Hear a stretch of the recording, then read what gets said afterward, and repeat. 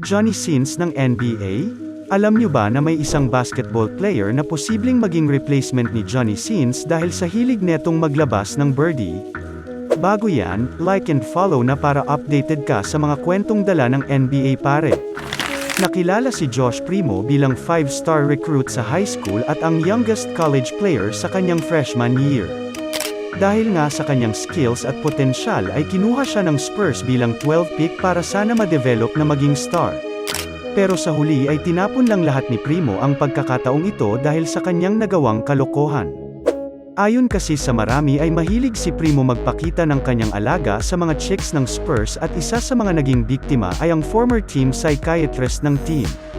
Habang nasa therapy session kasi silang dalawa ay inilabas ni Primo ang hotdog nito.